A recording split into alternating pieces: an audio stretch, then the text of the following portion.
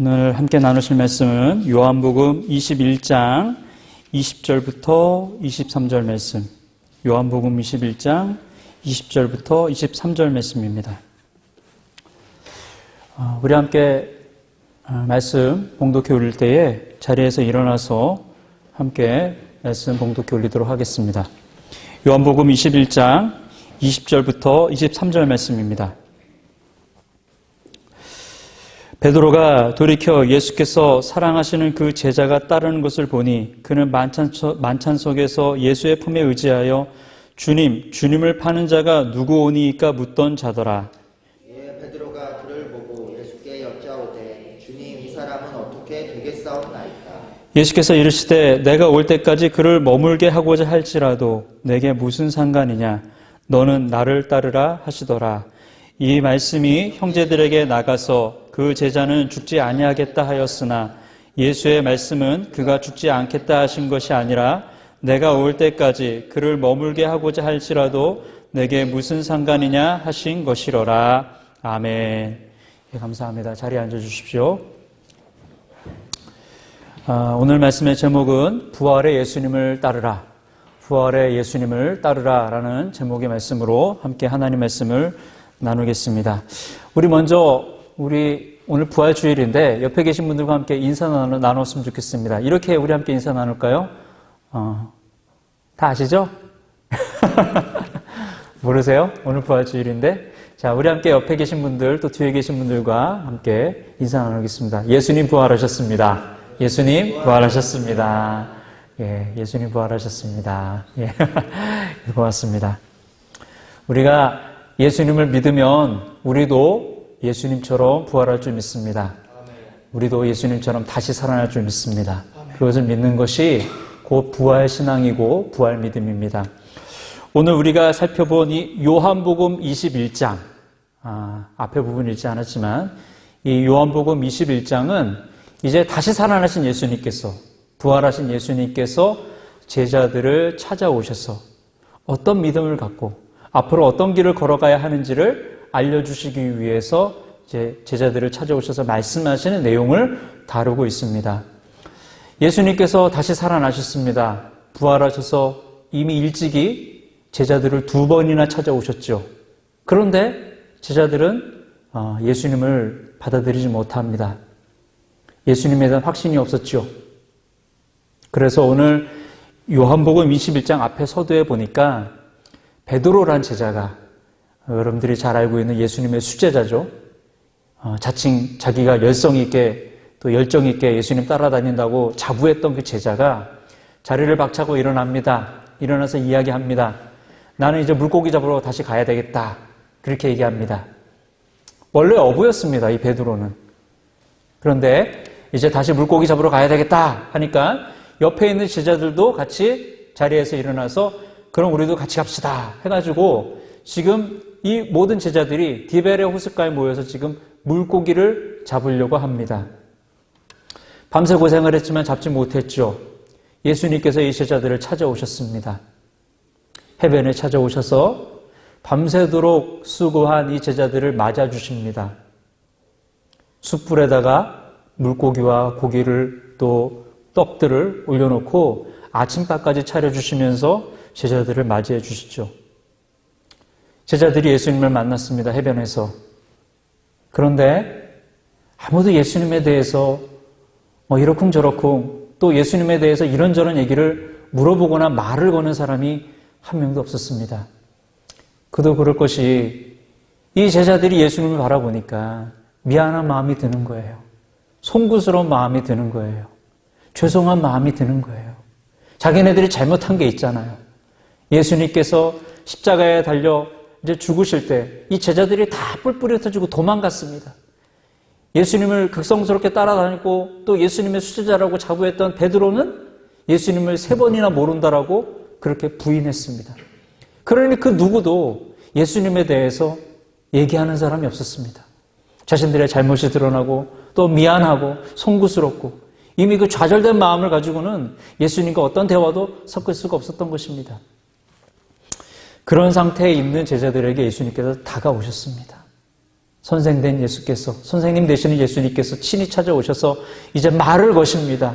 베드로에게는 네가 나를 사랑하느냐라고 물어보십니다. 무려 3번씩이나.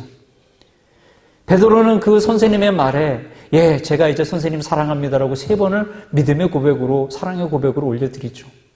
다시 그 좌절되어 있던 그 베드로의 마음을, 또 베드로의 영혼을 다시 한번 소생시키시는 그 작업을 하십니다. 또 제자들도 그렇게 이렇게 세우시죠. 그런데 오늘 이 21장에 보면 그걸로 끝나지 않아요. 아, 베드로야, 너 나 사랑하니? 예, 내가 이제 예수님 사랑합니다. 이제 예수님 절대로 제가 배신하지 않을 겁니다. 아, 됐어. 이러고 끝나지 않아요. 이제부터 중요한 말씀이 나옵니다. 그 사랑의 고백보다도 더 중요한 말씀을 하십니다. 그 본문이 오늘 우리가 본 내용입니다. 그 중요한 내용은 무엇이냐? 바로 예수님께서 베드로에게 또 그 제자들에게 또 오늘날 우리에게 주시는 말씀이죠. 나를 따르라 라는 말씀입니다. 예수님께서 제자들과 또 우리에게 주시는 말씀, 부활하신 예수님께서 주시는 말씀은 나를 따르라, 예수를 따르라는 말씀을 주시는 거예요. 오늘 우리가 본 본문 말씀을 보면 그 예수님의 의도와 또 예수님의 바람이 그대로 담겨져 있습니다. 식사를 다 마치시고 베드로와 예수님이 해변을 걷습니다. 베드로가 뒤를 돌아보니까 뒤에 한 명의 제자가 따라오는 거예요. 요한이 눈에 보였습니다. 그래서 예수님께 물어봅니다. 예수님, 요한은 앞으로 어떻게 될까요? 그러자 예수님께서 참 차가우리만큼 냉소적으로 단호하게 베드로를 보시면서 한 말씀 하십니다. 요한이 너랑 무슨 상관이야? 너랑 무슨 상관이야? 너는 나를 따르라. 오늘 본문 말씀 한번 볼까요? 자, 19절 말씀, 또 20절 말씀, 21절 말씀, 22절 말씀을 쭉 우리가 보다가 21절 말씀, 22절 말씀을 제가 읽겠습니다. 이에 베드로가 그를 보고 예수께 여짜오되 주님, 이 사람은 어떻게 되겠사옵나이까? 이 요한을 말하는 것입니다. 그러자 예수님께서 22절에 예수께서 이르시되 내가 올 때까지 그를 머물게 하고자 할지라도 내게 무슨 상관이냐? 너는 나를 따르라 하시더라. 무슨 상관이냐? 요한이 어떻게 되든 네가 무슨 상관이냐? 너는 나만 보고 따라와라 라고 베드로에게 말씀하고 있습니다. 무슨 상관이냐? 우리 한번 생각해 봅시다. 부활하신 예수님께서 제자들을 찾아오셨습니다. 다시 한번 소명과 사명을 부여하십니다. 그 소명과 사명의 주제는 딱 한 가지입니다. 오직 예수만 바라보고 부활한 예수님만 바라보고 따라오라는 것입니다. 예전에도 예수님 따라다녔습니다. 제자들이 예수님 따라다녔죠. 무려 3년 동안 열심히 따라다녔습니다. 예수님과 같이 먹고 자고 또 많은 말씀도 듣고 또 이적을 행하시는 것도 보고 여러 가지 것들을 체험하고 다녔습니다. 그런데 예수님께서 다시 한번 나를 따라오라 그러십니다. 그런데 이전에 예수님을 따라다녔던 그 제자들의 모습, 또 예수님께서 나를 따라오라고 하신 것과 지금과는 완전히 차원이 다릅니다. 이전에는 함께 가는 길이었습니다. 서로 의지하면서 같이 걸어갈 수 있는 길이었습니다. 군중 속에서 환영도 받을 수 있었고 인정도 받을 수 있었던 길이었습니다. 좀 낙심되고 힘들 때마다 서로 의지하여 힘을 주고받고 상생으로 같이 걸어갈 수 있는 상생의 길이었습니다. 그러나 이제부터는 다릅니다.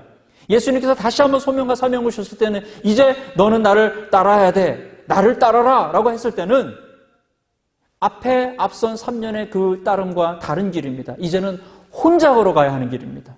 그것을 염두에 두고 말씀하는 것입니다. 믿음의 길은 혼자 걸어가는 길이야. 그렇기 때문에 예전에는 사람들을 통해서, 군중을 통해서, 분위기를 통해서 너희들이 힘과 의지를 얻었다면 이제는 안 돼. 이제는 그런 거 없어. 거기에서 이제 힘과 그런 에너지를 얻을 수 없어. 너 혼자 걸어가야 되기 때문에, 너 혼자의 힘으로 걸어가야 되기 때문에 새로운 에너지가 필요해. 그 에너지란 바로 나 예수 그리스도야. 나만 바라보는 거야. 다시 살아난 나만 바라보고 의지하고 가는 것, 그게 바로 믿음의 길이야 라고 말씀하시고 강조하시면서 너 그런 거 신경 쓰지 마라. 너 남의 일에 너 그런 거 신경 쓸 필요 없어. 상관하지 마. 너는 오직 나만 바라보고 가야 돼 라고 강조하는 것입니다. 오늘 주님께서 말씀하신 그게 무슨 상관이냐? 너랑 무슨 상관이냐? 너는 나를 따르라. 오늘 우리에게도 주시는, 또 우리에게 시사하는 바가 아주 큽니다. 이 믿음의 길을 걸어가고 신앙의 길을 걸어갈 때에 더군다나 우리가 이 구원에 대한 믿음을 얻는 이 부분에 있어서 우리가 좀 명심하시길 바랍니다. 아니, 잘 기억하셔야 됩니다. 적어도 교회는 다니실 수 있을 것입니다. 그러나 구원받는 믿음이라는 것은 철저히 개인적인 것입니다. 자기 주도적인 것입니다. 내가 예수님 믿어서 천국에 들어가는 것이지 우리라든지 또 우리 함께라든지 그런 개념은 없습니다. 구원받는 믿음, 그것은 내가 예수님을 믿어서 내가 구원받는 것입니다. 그래서 가족이라든지 가문이라든지 또 교회 공동체라든지 적어도 구원받는 그 믿음에 있어서는 그런 개념은 없습니다. 오로지 내가 예수님을 정직하게 믿어서 하나님과 나와의 그 1대1의 관계 안에서 정직하게 하나님 사랑합니다. 그렇구나. 네가 나를 사랑하는구나. 하나님, 내가 하나님을 위해서 살겠습니다. 그렇구나. 너 나하고 오늘도 같이 걷는구나. 진정한 교통과 진정한 커뮤니케이션 교제가 될 때 그것이 진정한 믿음이지, 대충 교회 나오고 대충 여기서 뭐 한다고 해서 그것이 내가 구원받을 수 있는 믿음이다? 그렇게 할 수 없다는 것입니다. 오늘 요한복음을 기록한 요한은 예수님의 12명의 제자들 중에서 가장 오래 살았습니다. 100살 넘게 살았습니다. 요한계시록을 기록한 사람이 또 요한인데, 요한계시록이 언제 쓰여졌냐면 AD 90년에서 100년의 사이에 쓰여졌어요. 그러니까 AD라는 것은 예수님이 태어나신 날을 기점으로 역사가 BC와 AD로 나눠지는데, 이 오늘 기록한 요한이 AD 90년에서 100년 사이에 요한계시록이라는 성경, 신약 성경의 마지막 성경을 갖다 쓰고 죽습니다. 그러니까 단순 계산으로 해봐도, 요한이란 인생을 계산을 해봐도 요한이 100살 이상 넘게 살았어요. 참 오래 살았던 제자입니다. 요한은 수많은 고난과 고문을 당하고 심지어는 반모섬에서 유배 생활까지 했지만 하나님께서 요한의 생명을 유지시켰습니다. 자, 그럼 생각해 봅시다. 와, 요한 오래 살았네. 많은 일을 했구나. 요한복음도 기록하고 요한 1, 2, 3, 4도 기록하고 또한 요한계시록까지 기록하고 참 대단한 제자야. 예수님의 제자 중에서 가장 탁월하네. 그렇게 말합니까? 그렇게 얘기하지 않습니다. 성경 어디에도 요한이 오래 살았고 많은 일을 했기 때문에 제일 낫다 그렇게 얘기하지 않습니다. 요한복음의 이 마지막 부분도 요한이 또 그런 고백을 합니다. 겸손하게. 오늘 볼까요? 25절 말씀, 요한복음 21장 맨 마지막 장입니다. 요한이 이렇게 기록하고 요한복음을 정리합니다. 예수께서 행하신 일이 이 외에도 많으니 만일 낱낱이 기록된다면 이 세상이라도 이 기록된 책을 두 개에 부족할 줄 아노라. 본인이 기록하고 본인이 본 것을 이야기하는데 예수님이 하신 모든 일들을 요한이 왜 모르겠습니까? 다 알고 다 기억하겠죠. 특별히 오늘 베드로도 인정할 만큼 예수님이 특별하게 사랑하셨던 제자 요한이라고까지 표현하고 있는데, 그런데 요한이 오늘 요한복음을 갖다 정리하면서 이렇게 결론을 합니다. 겸손하게.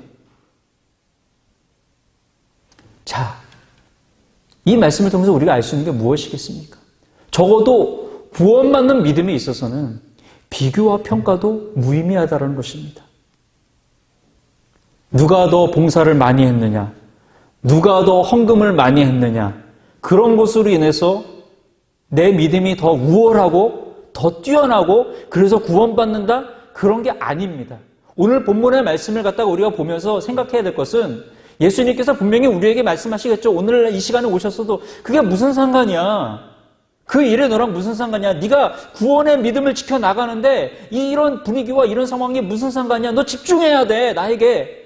또 예수님 말씀하시겠죠. 우리가 신앙생활하다 보면 교회 공동체 안에서 사람과 사람과의 관계에서 실망할 때도 있습니다. 그럼 예수님께서 또 뭐라고 말씀하시겠습니까?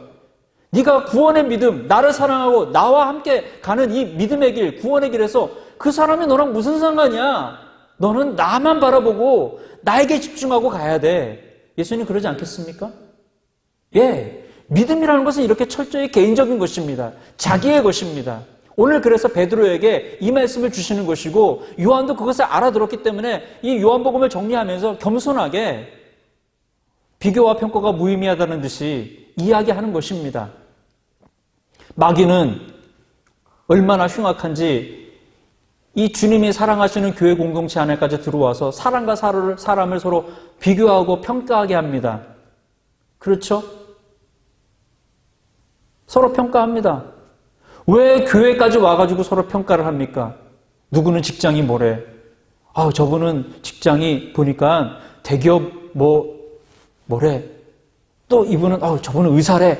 저분은 교수님이시래. 저분은 그냥 어디서 그냥 용역으로 일하시는 분이신가 봐. 이런 것으로 나눠버립니다. 그렇죠? 또 우리 같은 경우에는 저분은 취업하셨대. 저분은 아직 취업도 못했나 봐. 저분은 좋은 대학 들어가셨대. 넌 재수하니? 이런 식으로 평가를 해버립니다. 그게 무슨 의미가 있죠? 내가 구원받는데 그게 무슨 의미가 있죠? 내가 좋은 직장 다니고 좋은 학교 다니고 내가 좋은 옷을 입고 좀 남루한 옷을 입고 그게 무슨 상관입니까? 우리가 구원받는 믿음에 있어서는 아무런 의미가 없습니다. 그건 마귀가 하는 짓입니다.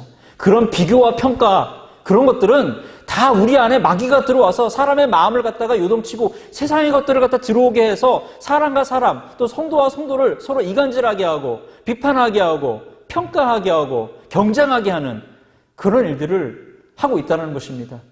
우리 사랑하는 지체님들, 마귀의 유혹에서 벗어나십시오. 아무런 의미가 없는 것입니다. 무의미한 것입니다. 그런 마음들이 여러분들 일어나려고 할 때 여러분들이 분명하게 외치십시오. 나사렛 예수 그리스도의 이름으로 명하노니 이런 나쁜 마음을 주는 마귀는 떠나갈지어다. 그렇게 말씀하셔야 돼요. 왜 내 마음속에도 내 사랑하는 형제와 자매를 평가합니까? 왜 비교합니까? 내가 구원받은 자인데 그럼 너도 구원받는 자겠구나. 그렇게 바라보면 되는 거 아니겠습니까? 오늘 말씀을 정리하겠습니다. 우리 사랑하는 지체님들 한번 좀 따라해 주십시오. 예수님께만 집중합시다. 또 한번 따라해 주십시오. 부활하신 예수님께만 집중합시다. 다시 한번 말씀을 정리하면서 한 가지만 강조해 드리고 싶은 게 바로 이것입니다. 왜 예수님께 집중해야 되고 부활하신 예수님께 집중해야 되는지 아십니까? 사람은 다 죽습니다. 그건 누가 모르겠습니까? 한 번 태어나서 한 번 죽는 거 정한 이치라고 성경에 기록되어 있고 그 만물의 이치 중에 가장 명료하게 알 수 있는 그 진리적 사실을 누가 모르겠습니까? 사람 다 죽습니다. 자, 죽고 나서 끝나나요? 아니죠. 우리가 이 부활신앙, 부활믿음이라는 것은 내가 믿겠습니다. 내가 부활의 신앙과 믿음을 믿겠습니다. 믿고 안 믿고의 문제가 아닙니다. 다시 살아납니다, 사람은. 하나님이 그렇게 만드셨어요. 그런데 어떻게 부활하겠느냐가 이제 중요한 것이죠. 그래도 여러분들은 지금 참 다행 아닙니까? 참 다행인 지금 상태 아닙니까? 그래도 예수님의 복음을 들을 수 있는 그래도 자리에 와 있는 거 아닙니까? 찬스와 기회를 얻은 거 아닙니까? 여러분들이 마음만 새롭게 잡으시고 그렇구나. 내가 이제 예수 믿는 사람이 되어야 되겠구나. 내가 진정한 크리스찬 기독교인이 되어야 되겠구나라는 마음만 이제 먹으시면 되는 거 아닙니까? 좋은 자리에 와 계십니다. 그런데 이제 그것으로 그치는 게 아니라 그런 마음을 품었다면 이제 부활의 신앙을 믿는 것입니다. 부활은 두 가지가 있겠죠. 다시 살아남은 두 가지 의미가 있을 것입니다. 예수님 믿어서 영광스럽게 다시 살아나는 것과 예수님 안 믿어서 저주와 심판을 받아서 나중에 지옥 가기 위해서 다시 태어나는 것. 성경은 그 사람들을 일컬어서 부활이라고 얘기하지 않습니다. 사망할 자들이라고 이야기하지. 둘째 사망에 들어갈 사람들이라고 표현합니다. 살아나긴 살아나는데 그 살아난 사람들을 이끌어가지고 부활했다고 표현하지 않아요. 요한계시록에 보니까. 그냥 둘째 사망의 길로 가야 될 사람들이라 그냥 그렇게 표현을 합니다. 그래서 예수님께 집중하시라는 겁니다. 우리가 영광스러운 부활로 다시 살아날 것인가? 그래서 하나님 나라에 들어갈 것인가? 아니면 저주와 심판의 부활로 부활하여서 다시 지옥에 들어가서 영과 육이 완벽하게 결합된 상태로 들어가서 더 혹독한 그 괴로움과 고통을 영원한 시간 동안 받을 것인가? 그 기준은 한 가지입니다. 바로 내가 예수 그리스도를 나의 믿음으로 믿었느냐, 안 믿었느냐. 그것이 바로 기준이 되겠죠. 다시 한번 결론으로 강조드립니다. 믿음은요, 1대1의 것입니다. 하나님과의 1대1의 것이에요. 믿는 척 하지 마시고요. 분위기에 휩쓸려서 이 정도면 나도 믿을 수 있겠구나. 나도 이제 믿는 거겠지. 야, 우리 교회가 이렇게 큰데, 우리 교회 성도들이 이렇게 많은데, 내가 그래도 직분을 맡았는데 내 신앙생활의 연조가 얼마나 되는데, 이런 거 아무 의미 없습니다. 그런 것에 넘어가지 마시고 여러분들 스스로가 오늘 이 말씀 이후에 나 정말 주님 사랑하는가? 내 생활 속에서, 내 인생 속에서 내가 하나님 사랑하는 게 있나? 나 정말 잘하고 있나? 내 믿음을 지켜나가는 일에 있어서 정말 소홀함이 없고 하나님 앞에 정직하게 기도 한마디를 하든 말씀 한 구절을 보든 내가 하나님 사랑합니다. 내가 하나님 더 사랑하고 싶습니다. 내가 하나님께 더욱더 가까이 나아가고 싶고요. 그래서 몸부림치고 있습니다. 그리고 이 세상에 내가 소망 두기보다는요, 한숨을 내쉬면서, 그렇죠, 주님. 역시 내가 바라볼 거는 하나님 나라밖에 없죠. 제가 이 땅에 미련을 그렇게 크게 안 두겠습니다. 할 수 있는 진정한 하늘 소망, 하나님 나라의 소망을 들고 나아갈 수 있는 그런 진정한 믿음인지를 여러분들 한번 점검해 보시길 바랍니다. 굉장히 중요합니다. 정말 중요한 부분입니다. 제일 중요한 부분입니다. 내가 교회를 다니고 신앙생활을 했지만 내 믿음이 가짜예요. 우리 한번 생각해 봅시다. 결론으로 지금 정리하고 있지만 한번 생각해 보세요. 재밌는 사안이 벌어질 거예요. 재밌는 일들이 벌어질 거예요. 나중에 죽고 나서 여러분들이 지옥에 갔다고 칩시다. 여러분들 친구들이 여러분들 교회 가는 거 다 알아요. 교회 다녔던 걸 다 알아요. 너 집사님 아들이었잖아. 야, 너 교회 다니는 사람이었고 너 그렇게 교회 열심히 다녔는데 너 여기 왜 왔니? 그렇게 안 물어보겠습니까? 예. 지옥에 가면 지옥에 간 사람들이 제일 놀라는 게 첫 번째는 지옥이라는 세계가 있었다는 것에서 놀랄 것이고 두 번째로 놀라는 거는 바로 예수 믿는 사람들이 와 있는 것, 그걸 가장 놀랍게 생각할 겁니다. 더군다나 내가 알고 있는 사람이 거기에 와 있으면, 야, 넌 어떻게 여기 와 있니? 너는 천국도 알고 지옥도 알았던 애가, 넌 예수라는 사람도 알았던, 그 예수를 믿으면 하나님 나라 들어갈 수 있는 그 방법까지 너 알았던 애가, 넌 어떻게 나와 이렇게 똑같은 자리에 와 있니? 놀랄 거예요. 얼마나 충격적이겠습니까? 죽고 나면 기다렸다가 지옥 가는 게 아니라 어디 정류장에 모여가지고 자 지옥 갈 사람 다음 버스 타세요 해가지고 가는 게 아니라 죽고 나면 그 죽는 순간에 우리의 영혼이 지옥으로 가는데, 그리고 나중에 부활할 때는 죽었던 육체까지도 다시 살려내가지고 육체와 영혼을 결합시켜서 이제 진짜 지옥으로, 영과 육이 같이 들어가는 지옥으로 들어갈 테인데 우리 한번 생각해 보시길 바랍니다. 그래서 여러분들 진정 하나님 나라 들어갈 수 있는, 예수 믿어야 하나님 나라 들어갈 수 있어, 예수님을 믿어야 진정으로 천국에 들어갈 수 있어 할 수 있는 그 믿음을 정직하게 소유하시길 바랍니다. 방법은 예수님밖에 없습니다. 여러분들도 다시 살아날 것입니다. 이 부활신앙과 믿음을 믿고 또 부활신앙과 믿음을 믿는 가운데 그 중심에 예수님을 모시고 예수님을 내가 분명히 믿고 내가 예수님을 받아들이고 예수님과 함께 예수님 따라감으로 내가 하나님 나라에도 부활하여서 들어간다라는 믿음의 그 소망을 품고 이번 한 주간도 승리하시길 바라며 또 하나님께 영광 올려드릴 수 있는 귀한 사랑하는 지체님들 되시기를 예수님의 이름으로 축원하고 축복합니다.